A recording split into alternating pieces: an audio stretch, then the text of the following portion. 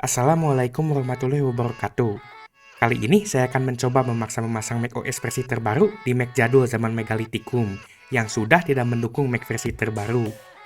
Ini adalah MacBook Air 13 inch keluaran tahun 2015. Laptop ini secara resmi hanya mendukung hingga macOS 12 Monterey. Tapi karena ada alat yang bernama OCLP, jadi bisa dipaksa ke macOS terbaru saat video ini dibuat, yaitu macOS 14 Sonoma. Untuk spesifikasinya, laptop ini memiliki layar 13 inch 1440x900, prosesor Core i5 generasi 5, dedicated RAM 4GB, Dedicated RAM, I should have the server. dan Aldo SSD 128GB. Ini speknya sudah kentang untuk zaman sekarang, terutama RAM-nya. Walaupun laptop ini namanya MacBook Air, tapi sebenarnya tidak anti air. OCLP ini adalah singkatan dari Open Core Legacy Patcher, yaitu alat khusus yang dibuat untuk memberi dukungan macOS versi terbaru ke Mac lama yang sudah tidak mendukung versi terbaru. Namun, biasanya ada beberapa fitur yang tidak berfungsi atau ngebug. Langsung saja kita mulai proses upgrade paksa macOS di laptop ini. Untuk mulai mengupgrade paksa laptop ini, kita perlu bodi flashdisk dengan ukuran minimal 16GB. Jika sudah ada bodinya, kita bisa lanjut ke prosesnya. Pertama, kita install aplikasi OCLP di Mac-nya. Ini adalah alat yang akan memaksa upgrade Mac jadul kalian ke OS terbaru. Kalian bisa download OCLP ini versi yang paling terbarunya di GitHub. Jika sudah download, langsung aja install itu alatnya OCLP-nya. Ini tinggal next aja installnya. Setelah beres, buka aplikasi OCLP-nya. Di sini kita perlu colok flashdisk yang akan dipakai. Tentu saja datanya akan hilang semua. Jadi kalian wajib backup semua data penting yang ada di flashdisk kalian. Pertama, OCLP ini akan kita pakai untuk membuat USB bootable. USB bootable ini bisa kita pakai untuk install macOS di perangkat yang nggak didukung ini. Alat ini tuh udah gampang banget pakainya dan sangat user friendly banget. Pertama, kita perlu download dulu versi macOS yang diinginkan. Saya akan pasang macOS 14 Sonoma, jadi saya download macOS 14. Untuk kecepatannya, ini tergantung koneksi internet dan juga kondisi server Apple Croak-nya. Karena alat ini tuh langsung mendownload dari server resmi Apple Croak. Setelah beres downloadnya, kita bisa lanjut bikin flashdisk bootable-nya. Di sini kita disuruh pilih versi macOS-nya. Setelah itu, alat ini akan otomatis mendeteksi jenis Mac yang kita gunakan. Dan juga otomatis membuat konfigurasi Open Core untuk memaksa macOS tersebut jalan di Mac yang dipakai sekarang. Di sini kalian akan menunggu cukup lama karena OCLP ini akan memasukkan macOS, Open Core, dan juga konfigurasi yang dibutuhkan ke flashdisk. Kalau sudah akan muncul pesan sukses, kalau misalnya sukses, kalau gagal ya munculnya gagal. Dan kita berhasil membuat flashdisk dengan macOS 14 Sonoma yang bisa diinstal ke Mac yang aslinya tuh mentok di macOS 12 Monterey. Iya, kalian nggak salah denger. Ini Open Core yang sama seperti Open Core yang dipakai di Hackintosh. Kalian bisa lihat video saya pasang Hackintosh di PC rakitan dengan prosesor AMD di channel saya. Untuk proses installnya ini tuh gampang banget dan nggak jauh seperti install macOS biasanya. Pertama, pasang flashdisk yang baru kalian buat tadi ke Mac-nya. Lalu, nyalakan Mac-nya sambil pencet tombol Option. Ini fungsinya untuk memilih perangkat yang mau di-boot. Kalau cuma muncul harddisk, kalian harus sabar tunggu dulu sampai flashdisk-nya kedetek. Di sini jangan sampai salah pilih. Pertama, pilih EV Boot yang ada logo Open Core-nya dulu. Setelah itu, Mac kalian akan masuk ke Open Core. Nah, ini setelah masuk Open Core ini, selanjutnya pilih Install macOS. Jangan salah urutannya, kalian harus masuk ke Open Core dulu. Kalau misalnya muncul tanda blokir, bukan blokir yang itu, tapi tanda blokir yang ini, berarti kalian salah masuk. Kalian malah langsung booting ke installernya nggak lewat Open Core. Tapi kalau misalnya sukses, maka Mac kalian akan mencoba booting ke installer macOS-nya. Dan kalian bisa mulai lanjut proses installnya. Setelah masuk ke installer Mac-nya, saya langsung format si Aldo SSD-nya. Dan tentu saja proses ini akan menghilangkan rekaman CCTV Verdi Sambo yang ada di dalam SSD-nya. Kalau misalnya ada. Jadi jangan lupa backup dulu. Setelah diformat, kita bisa lanjut next seperti biasa. Proses selanjutnya itu udah hampir gak ada bedanya sama install macOS di perangkat yang didukung. Sekarang kalian hanya perlu untuk menunggu dan sabar. Kalian bisa sambil pusing atau minum kopi buat nunggunya. Di proses ini, Mac kalian akan restart berkali-kali, dan kalian harus manual masuk ke Open Core dengan cara tahan Option seperti tadi. Tapi selanjutnya pilih booting ke harddisk bukan ke installer. Kalian masih harus masuk lewat OpenCore selama proses install. Kalau enggak nanti muncul yang logo blokir itu. Ini prosesnya sangat lama. Saking lamanya saat proses install ini saya sambil coba pasang custom ROM di HP Oppo A37. Iya, custom ROM di HP Oppo, kalian nggak salah denger. Kalian bisa lihat video saya custom ROM HP Oppo A37 di channel saya. Dan akhirnya setelah nunggu lama, kita masuk ke OBE atau setting awalnya. Di sini tinggal next-next aja kurang lebih, sama seperti saat kalian baru nyalain Mac-nya saat keluar dari kardus. Selama settingnya ini pun saya sudah merasakan sedikit nge-lag. Ya, ini wajar karena belum semua drivernya terpasang. Setelah beres, kita akan dibawa ke desktop macOS 14 Sonoma. Wallpaper ini adalah foto gunung. Yang saya maksud itu gunung yang tinggi, bukan gunung yang itu, beda lagi. Ini tuh gunung yang berada di daerah yang sama dengan Gunung Bliss yang ada di Windows XP.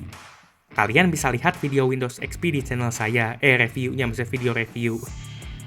Dan akhirnya laptop ini berhasil bisa pakai macOS yang di luar kodratnya, alias versi yang lebih tinggi dari kemampuan asli resminya. Sekarang kalian perlu diamkan laptop ini sampai muncul notifikasi dari OpenCore. Fungsinya itu untuk memasang OpenCore ke SSD-nya. Setelah notifnya muncul, kalian perlu menginstal OpenCore ke SSD kalian. Installnya ke SSD bukan ke flashdisk, jangan sampai salah pilih. Setelah beres, kalian bisa restart laptopnya. Dan setelah itu, proses instalasi ini akhirnya beres dan kalian bisa mulai pakai laptopnya. Bagaimana performa laptop Apple Clock ini setelah di-upgrade OS-nya? Langsung saja kita coba pakai. Oke, jadi ini saya coba mau colokin ke HDMI, ke capture card awalnya. Nah, cuman pas udah saya colokin alatnya, dia agak detect. Ini udah saya colok pakai converter ke HDMI, yaitu ke capture card, yaitu ke PC saya, tapi dia masih no signal karena apa itu di OS-nya juga ke detect itunya si monitornya. Jadi ya mau gak mau saya harus rekam layarnya langsung, nggak bisa pakai capture card. Jadi ya terpaksa lah auto burik. Oke, sekarang kita bakal coba cek ini seberapa lama ini waktu bootingnya. Yang pasti ini lama banget. Jadi saya bakal buka dulu nih aplikasi stopwatch-nya. Kita akan nyalakan ini sambil pencet stopwatch. 3, 2, 1. Udah saya pencet, ini belum nyala. Oh, baru muncul, baru nyala. Oke, ini bakal lama banget nih. Ini sekarang masih 15 detik. Ini bakal lama banget. Tadi itu sekitar 5 menit kayaknya. Kita coba tunggu aja ini sampai beres. Oke, buat masuk ke tampilan awalnya aja, ke login screen ini 1 menit 41 detik. Lama banget ini. Jadi saya coba login dulu sekarang. Oke, ini keyboardnya gak nyolok. Oke, bentar, keyboardnya gak nyolok.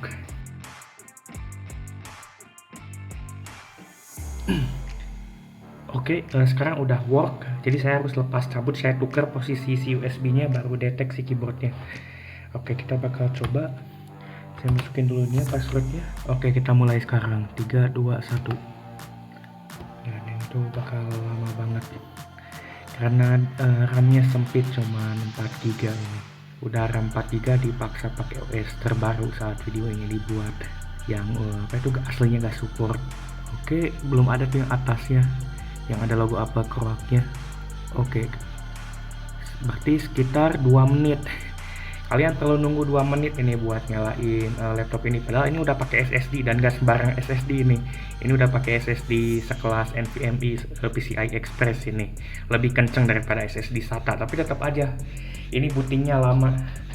Jadi kalau yang bilang apa itu SSD yang penting RAM gak butuh, ya salah, ini buktinya nih. Ini yang SSD-nya udah kenceng pun masih lemot karena apa itu kesempitan RAM-nya. Nih, kita coba buka setting nih. Ini lama banget nunggunya. Saya pasti harus bakal skip ini karena lama munculnya. Nah, itu kan gak langsung muncul, lama banget ini. Kalian tuh harus ini. Nah, baru muncul tuh berapa detik tuh, lama kan. Cuma buka setting aja. Jadi mau ngelakuin apapun di laptop ini tuh lemot banget karena ini yang RAM-nya yang sempit. Nah, ini buka setting aja lama ini. Buka buat ngelihat about this Mac-nya. Nah, ini MacBook Air keluaran 2015 yang 13 inch, ini pakai Core i5 generasi 5. Ini VGA-nya Intel HD 6000. Dan ini RAM-nya cuma 4 GB, ini sangat sempit banget. Ini yang bener-bener bikin nge-lag, ini yang bikin bener-bener harus ekstra sabar. Dan ini pakai OS terbaru nih, asli Sonoma 14.5. Oh, ini saya lupa, perasaan saya gak bisa nge-scroll. Ternyata ini kalau di Mac itu kebalik, ini yang nge-scrollnya beda sama di Linux dan di Windows. Jadi kalau saya nge-scroll ke bawah itu dia ke atas dan sebaliknya. Jadi kebalik ininya, apa itu arah scrollnya. Nah, sekarang saya bakal coba ngelakuin beberapa hal pakai laptop ini dan bakal ngerasain seberapa ngelegnya ini. Oh, tuh animasinya aja jadi slow motion ini saking ngelegnya. Tapi saya gak tahu itu mungkin gara-gara RAM atau bisa jadi gara-gara GPU-nya juga.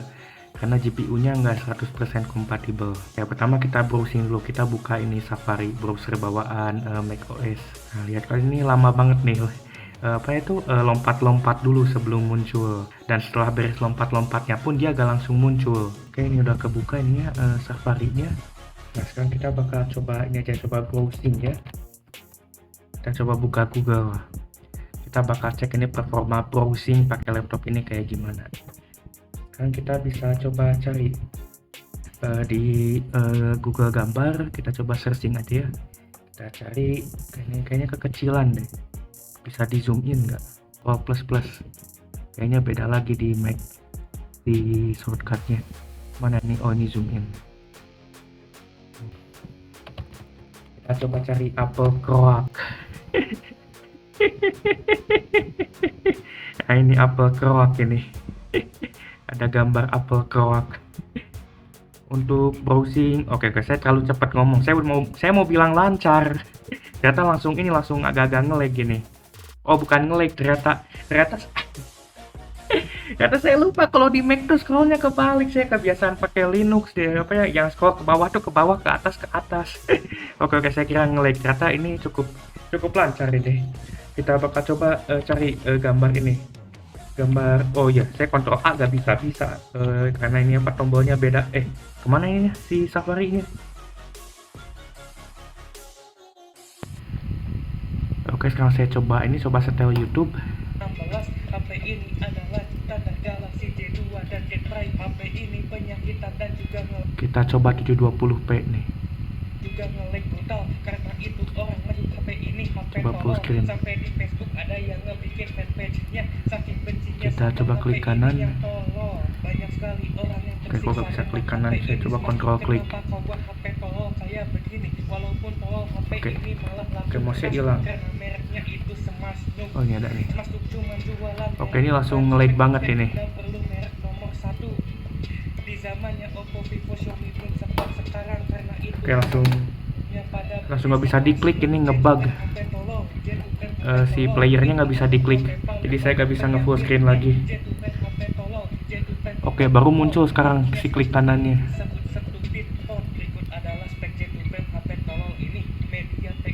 Oke, kita coba klik kanan lagi. Nah, ini dia Start for Nerd.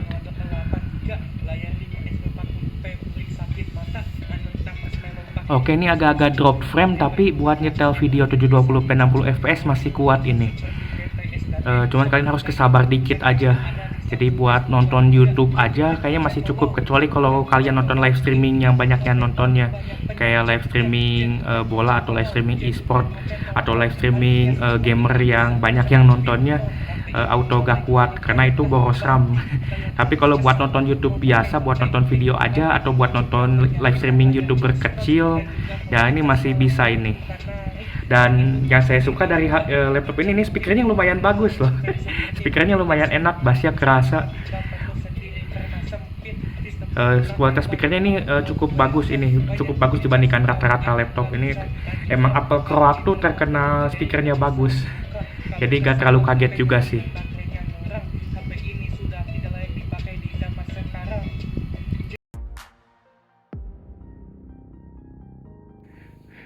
Oke, yang lucu apa? Jadi ini HP saya yang lain ini Xiaomi Mi 8. Kalau kalian nonton video saya sebelumnya, kalian tahu ini mic-nya gak jalan. Jadi tadi saya nungguin ini HP saya yang buat rekam, ini Sony Xperia 5 buat dingin, karena kalau panas ya kalian tahu sendiri Sony kayak tai babi throttling-nya. Saya ngerekam pakai HP ini, saya ngomong-ngomong kayak orang gila, saya baru ingat ini mic-nya rusak. Jadi saya ngomong-ngomong gak kerekam. Saya udah capek-capek keluar direkam pakai HP ini, videonya gak ada suaranya. Ya, saya lupa ini ada filter komisannya. Jadi untuk wallpapernya saya pasang wallpaper Sonic Kesabar. Awalnya saya mau sambil tes performa buat buka Google gambar. Tapi buat browsing ringan ini kayak Google Gambar ini masih lancar ini. Saya bisa nyari gambar Sonic, yaitu ini jadiin wallpaper. Nih di Safari ini tinggal klik kanan nih, set as desktop picture, ini langsung berubah ini jadi gambar Sonic si wallpapernya. Kenapa saya pilih gambar Sonic Sabar ini? Karena kita itu harus ini nge-lag nih. Saya mau nge-minimize aja, gak nge-minimize nih. Waduh, ini nggak bisa di-minimize ini si Safari-nya. Oke, ini mana minimize? Hide. Oke, waduh, nggak bisa di hide. Padahal saya mau liatin. Oke, bisa dikepinggirin minimal. Ya itulah saking lag-nya ini laptop. Nah, disinilah kenapa kita harus kesabar. Sonic ini mengingatkan kita untuk selalu tetap sabar walaupun laptop RAM 4GB dan nge-lag brutal. Karena kita maksain pakai OS terbaru dan masih maksa pakai RAM 4GB di tahun 2024. Dan sampai sekarang ini masih gak nge-minimize ini. Oke, ini dari tadi nih si Safari-nya sekarang nge-hang brutal ini. Udah cuek ini, udah gak ngapa-ngapain, udah gak ngerespon sama sekali ini. Saya udah close, udah pencet command key, udah coba quit dari sini, dari apa itu? Dari docknya, dan pas dicek diklik yang atasnya juga gak respon. Jadi ini saya bingung banget nih cara nge-closingnya gimana selain nge-restart laptopnya. Oke, kita coba ini apa itu lewat task manager. Gak tau sih di Mac apa ya disebutnya, activity monitor gitu kalau salah. Oke, yang ini. Oke, ini buka task manager aja lama ini. Jadi kita cari Safari. Kita close. Oke. Oh, malah activity managernya yang ke close bukan Safari-nya. Mana Safari? Oke. Oh, mental lagi nih. Kayaknya enggak. Oke, kita cari lagi Safari-nya. Oke, tiap saya nyari ini S, saya pencet S, dia langsung crash ininya si activity monitornya.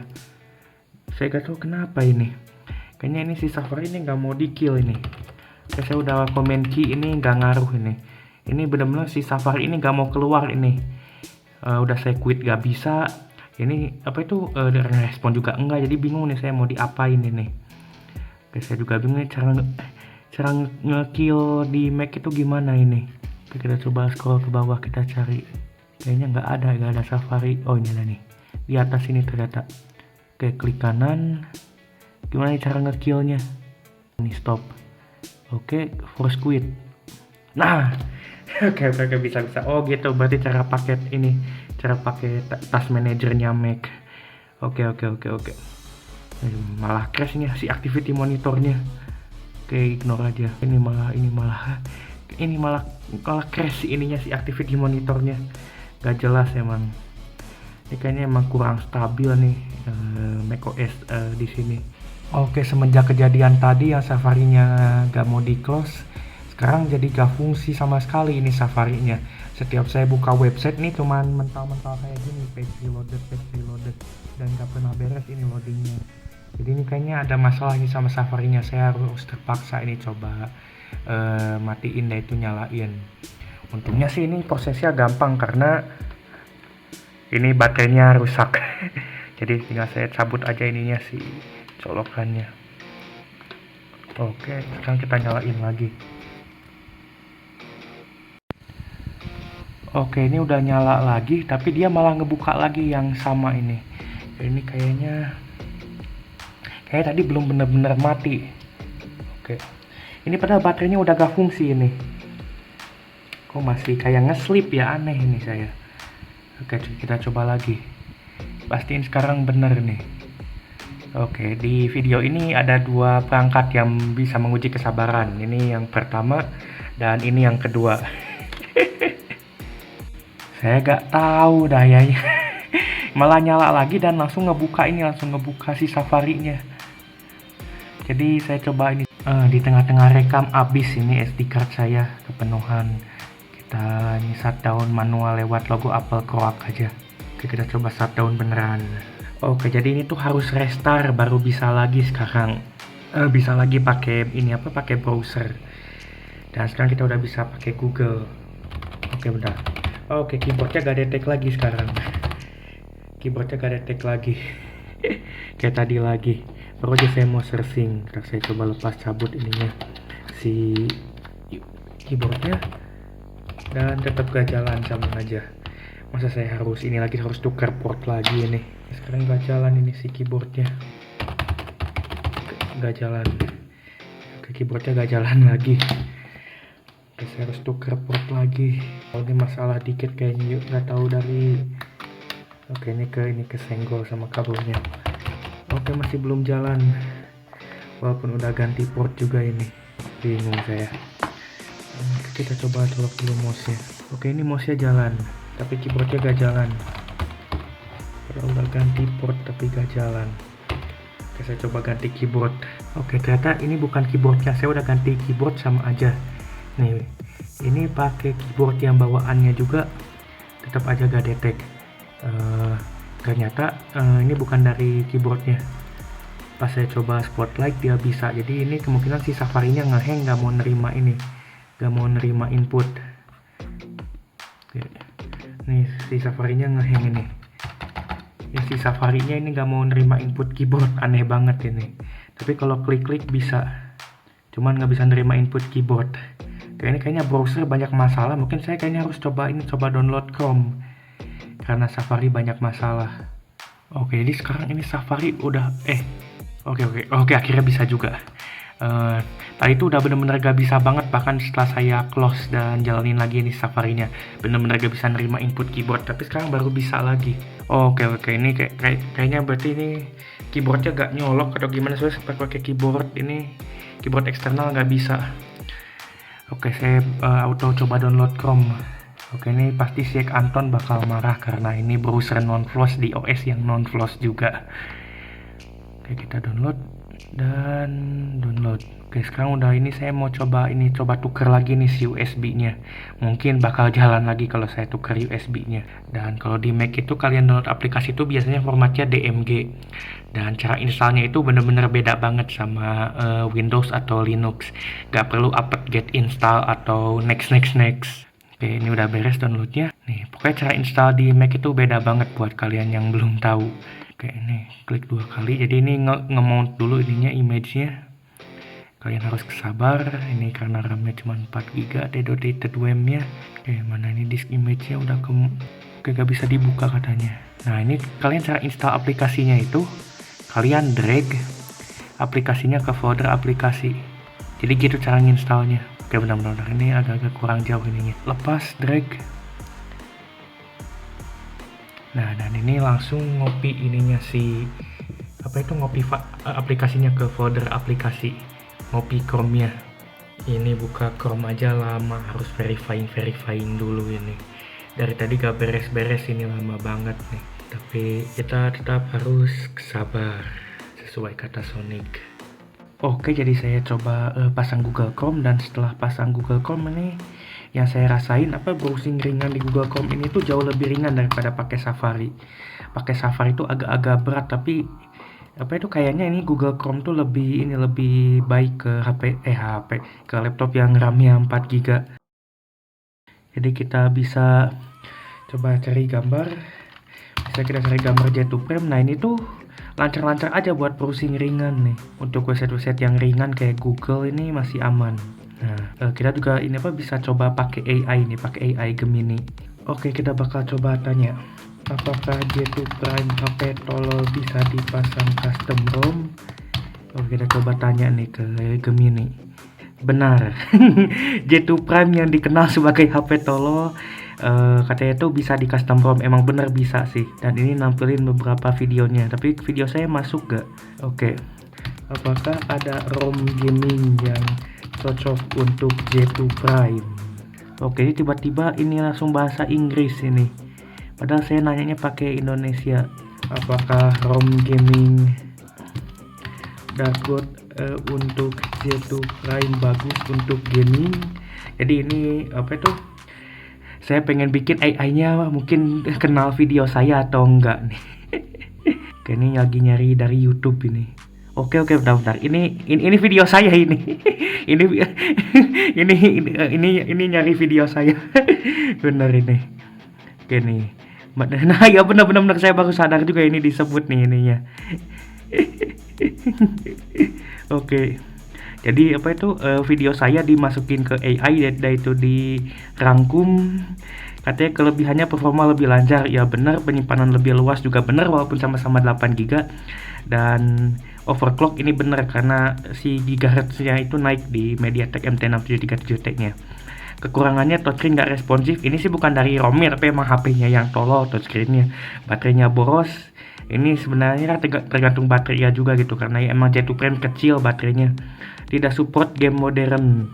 Ini mau pakai ROM apapun juga gak support gitu. Dan itu ada bugnya. Ya mungkin ini bugnya. Walaupun ini sebenarnya bukan bug juga sih. Oke, informasi tambahan. Nah ini bener jumlahnya, channelnya bener. Oke, ini ada thumbnailnya. Oke, kita coba tanya nih ya, saya penasaran banget nih. Boleh jelaskan lebih lanjut tentang channel yang bikin video tersebut? Kita coba nih.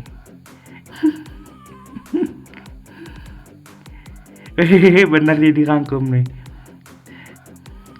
Pada konten khususnya smartphone, ya emang rata-rata konten saya tuh tentang HP seorang individu ya, karena emang saya sendiri, bukan tim, cuman saya sendiri ini yang bikin. Salah satu video populernya itu yang J2 Prime HP tolol ya, ini emang saat video ini dibuat ini tuh video paling banyak yang nontonnya. Video ini membahas tentang pemasangan ROM Dark God di J2 Prime, bener. Apalagi nih, selain itu video ini juga membahas tentang performa HP tolol. Ini kayaknya lebih ke apa itu, ke videonya dibandingkan ke channelnya. Oke, kita coba tanya beberapa hal lagi. Gimana tentang karakter VTube? VTube nonton iklan yang dipakai sama yang dipakai oleh channel tersebut. Saya nggak tahu ini apa itu mampu ngelihat gambar atau enggak. Oke, ini aja udah salah ini. Saya cowok bukan cewek. Dan ini kenapa langsung tiba-tiba bahasa Inggris ini? Padahal saya nanya pakai bahasa Indonesia. Emang ini kekurangan Gemini dibandingkan AI sebelah tuh gini. Gemini tuh sering tiba-tiba ganti bahasa. Kalau itu ChatGPT hampir gak pernah ngelakuin ini. Sama itu si Gemini itu sering lupa konteks yang sebelumnya. Kekurangannya Gemini tuh. Katanya saya cowok bukan cewek. Sebenarnya bukan juga sih, bukan bagian paling populernya. Yang paling populer itu J2 Prime-nya. Kayak gendernya aja salah ini. Udah bahasanya salah, jenis kelaminnya salah ini. Oh, ini ada respon lainnya yang pakai bahasa Indonesia nih. Oke, ini masih tetap aja seorang wanita muda dengan ini malah lebih salah lagi, ini bilang rambutnya warna hitam. Pakai kacamata. Plus karakter saya gak pakai kacamata.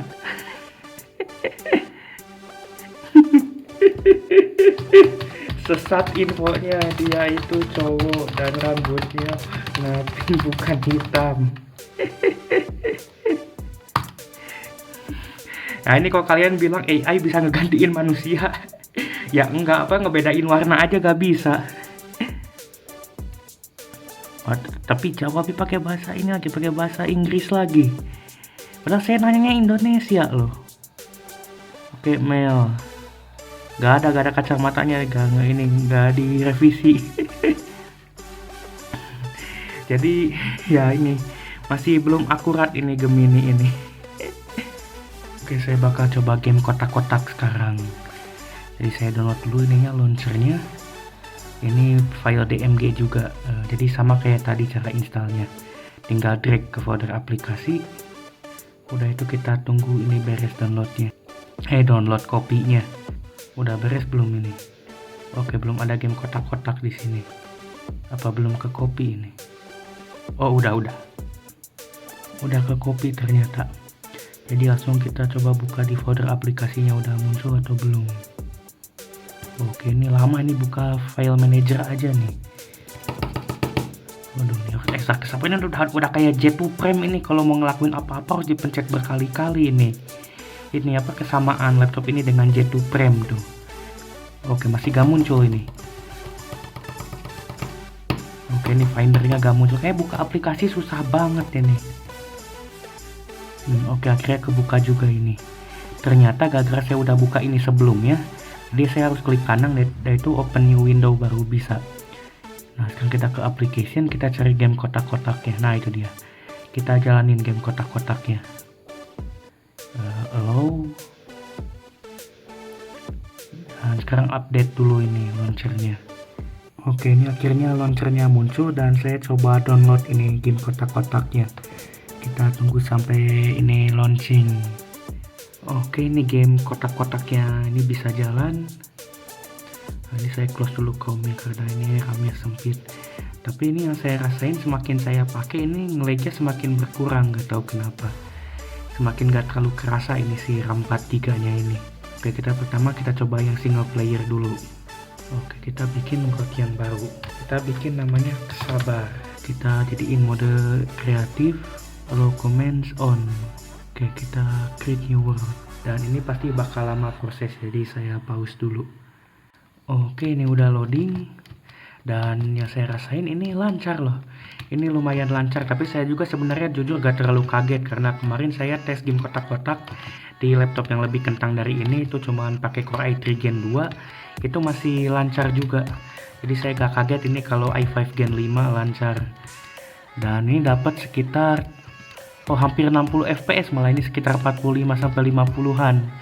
Oh ini lumayan lumayan lancar nih, malah lebih lancar dari ekspektasi saya. Tapi yang saya rasain dikit sih ini kayak ngerendernya tuh agak telat. Jadi ada kemungkinan ini CPU-nya agak-agak bottleneck dikit. Jadi ini game kotak-kotak ini bahkan yang versi terbaru pun masih bisa dibilang game yang cukup ringan. Jadi kalau kalian PC-nya kentang atau laptopnya kentang, kalian bisa coba main game kotak-kotak, kemungkinan besar masih bisa. Ini seperti laptop ini walaupun dedicated RAM-nya cuma 4GB tapi masih bisa main game kotak-kotak. Ini yang versi Java ini. Dan ini jalan lancar. Tapi saya bakal coba sesuatu hal yang biasa saya coba di channel ini. Biasa saya coba di berbagai HP. Kita akan coba apakah laptop ini bisa atau enggak. Oke, kita coba. Dan kita pasang TNT banyak banget. Tapi ini setelah saya coba yang full screen ini dibesarin, ini masih lancar, cuman jadi lebih ngelag dikit. Sekarang turun jadi 20 sampai 30 fps-an. Tapi ini masih playable, cuman agak-agak lebih ngelag dikit. Oke, kita bakal coba. Kita pasang flint and steel. Kita nyalakan TNT-nya.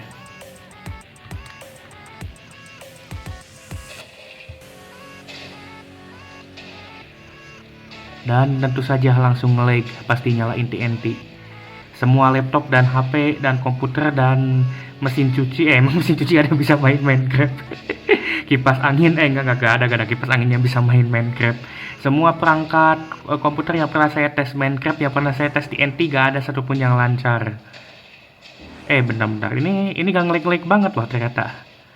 Ini cuma ngelag di awal aja. Ini malah lebih lancar daripada rata-rata pas saya nyalain TNT di komputer lain. Saya penasaran, kayaknya saya jumlah TNT-nya ini harus nambah. Kayaknya kalau 100 TNT, saya tuh 1000 TNT malah. Kayaknya 1000 TNT itu masih kurang. Kita coba naikin sekarang. Saya coba naikin jadi tadi itu kan 1000 TNT, saya coba naikin jadi 20x20. Oke, ternyata ini SD card HP saya habis, jadi rekamnya tiba-tiba close. Jadi ini saya tambahin TNT 20x20x20, 20x20 400, 400x20 berapa saya gak bisa ngitung. Ini TNT-nya jauh lebih banyak ya daripada sebelumnya. Soalnya tadi pakai 1000 TNT ini gak nge-lag.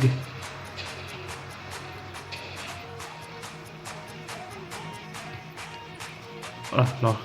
Kok cuma oh ya, ini langsung nge-lag ini.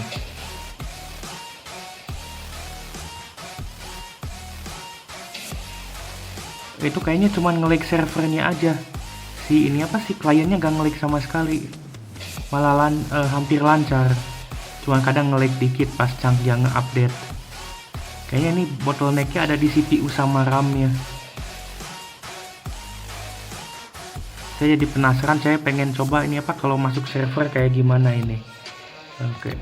Tapi ini saya kaget loh. Ini gak se-ngelag yang saya kira bakal nge-freeze ini pas dipasang TNT. Tapi ini enggak. Ini malah masih Masih lancar ya. Kayaknya ini mungkin agak-agak kebal TNT ini.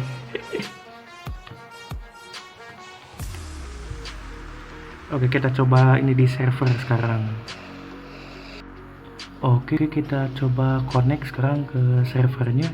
Ini saya pasang nih servernya di PC saya. Jadi untuk yang beban servernya itu ini laptop gak perlu ngapa-ngapain. Jadi bener-bener kliennya aja ini sekarang kalau join server. Biasanya bakal lebih ringan. Oke, kita coba cek. Oh ya, bener ini jauh lebih ringan. Tadi itu pas main single player dia tuh sekitar 20-30 fps, tapi sekarang bisa dapat 40 fps-an kalau main server. Jadi buat PC atau laptop kentang main game kotak-kotak, kalian lebih baik main di server karena lebih lancar. Karena kalau main di server world-nya itu di generate sama servernya. Jadi kliennya alias laptop atau PC kalian itu cuman ngerender kotak-kotaknya aja, ngerender grafiknya aja kurang lebih. Ini kalau kelihatan agak nge-lag ini dari HP-nya, emang HP yang saya pakai rekam ini agak tolol, panas dikit nge-lag. Ini aslinya lancar banget ini. Cuman ini nge-lag gara-gara ini HP yang rekamnya yang nge-lag. Bukan laptopnya. Ini laptopnya lancar banget aslinya. Hampir 60 fps ini. Jadi ini buat main game kotak-kotak ini masih worth banget. Walaupun Dead webnya sempit. Saya juga gak ngira ini ternyata Minecraft lebih ringan dari yang saya kira. Antara kaget dan gak kaget juga sih sebenarnya. Soalnya sebelumnya di laptop yang lebih kentang dari ini juga lancar, sama-sama 4GB juga RAM-nya. Itu saya cek pas install Ubuntu di laptop Acer atau agak cepat rusak yang pakai Core i3 Gen 2. Ini, sekali lagi ini nge-lag gara-gara HP-nya ini. Oke, saya baru dinginin nih HP-nya. Aduh, masih malam ternyata. Nah, tapi sekarang kalian lihat ini lancar ini. Cuman ini agak gelap, kayaknya saya harus jadiin siang dulu. Tapi karena ini server, jadi saya harus ngetik langsung manual di servernya. Oke, kita jadiin pagi. Dan sekarang udah pagi. Oke, kalian lihat nih FPS-nya ini benar-benar hampir 60 FPS. Dan ini benar smooth. Ini masih smooth banget ini di laptop ini main game kotak-kotak. Nah, ini kalian lihat nih, saya lari ini masih smooth nih.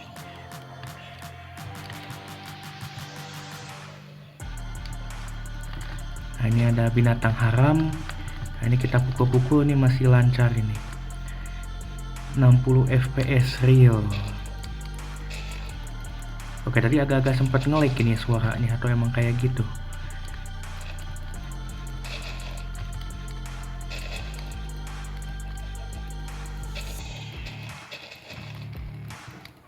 Ya, singkatnya ini lancar ini. Jadi, setelah install dan tes OCLP di Mac jadul ini, apakah worth it untuk memasang OCLP di Mac jadul? Menurut saya ini tergantung kebutuhan dan spek Mac kalian. Kalau kalian butuh kompatibilitas dengan aplikasi terbaru dan juga memiliki Mac jadul dengan spek yang mumpuni, tidak ada salahnya untuk mencoba OCLP ini.